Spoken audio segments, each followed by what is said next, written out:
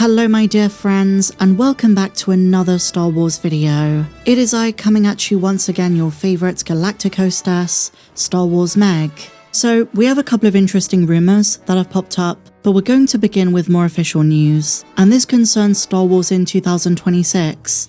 So think back to a couple of days ago. We got the surprising update that Ahsoka Season 2 was omitted from Walt Disney Studios' 2026 slate. And now my friends, StarWars.com has done the same thing. They've posted an article which is the year in review for 2025. But multiple times they promote what's coming in the new year. And the major focus is obviously the movie The Mandalorian and Grogu and Maul Shadow Lord, but not a single mention of Ahsoka's second season, and that's pretty major. Now, like I said in my last video on the subject, I don't necessarily think this means Ahsoka is going to be delayed. Production went swimmingly, they wrapped on time, and I do still think it's going to drop in the second half of next year. But the reason it's being left out of all of this press for upcoming content is because Lucasfilm wants to focus on what's coming first, earlier in the year, and the movie Mandalorian and Grogu is the priority. And when that's come out, when the marketing campaign is finished, that's when I think we'll see a pivot to Ahsoka Season 2.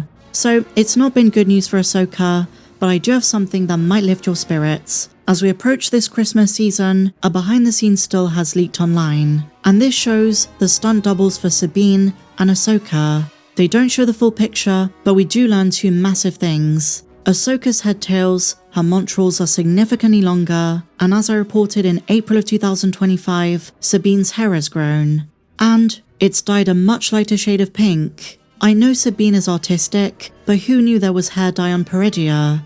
And this isn't the only new piece of information. According to the brand new issue of Star Wars Insider, Ahsoka Season 2 will not have a time jump. And this changes many of our assumptions and theories for the show. It means that Baylan is still out there looking for the presence calling out to him. It means Shin isn't fully integrated with the bandits. And it means Ahsoka and Sabine are at the very start of their search for Baylan. Back home in the known galaxy, it also means Ezra and Zeb haven't reunited yet. The Ghost Crew friends who get on each other's nerves haven't shared a well-deserved hug. So those are some Ahsoka updates.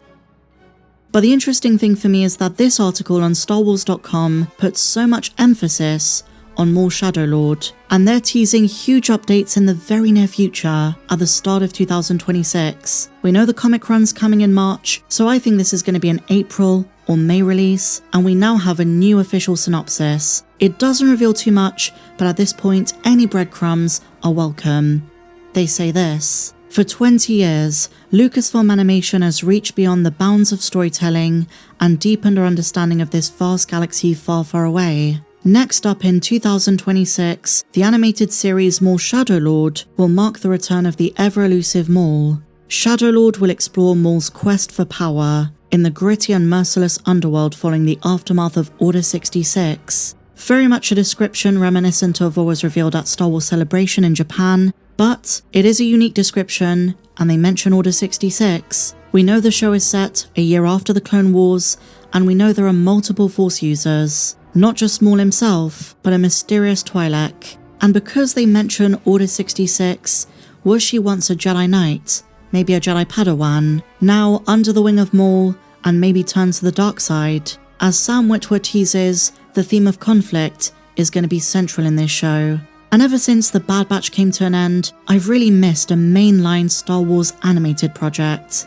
And speaking of that, this is where we get onto the juicy information. Just like at D23 and Star Wars Celebration, this article puts emphasis on the 20th anniversary of Lucasfilm Animation. And this is where I want to touch upon a major rumour which I heard about over a year ago. But now some leakers on X are starting to talk about it, and I thought it's worth mentioning. According to this rumour, Lucasfilm is working on a full feature-length animated movie, the first one since the Clone Wars movie in 2008, but no one reputable seems to know what it's about.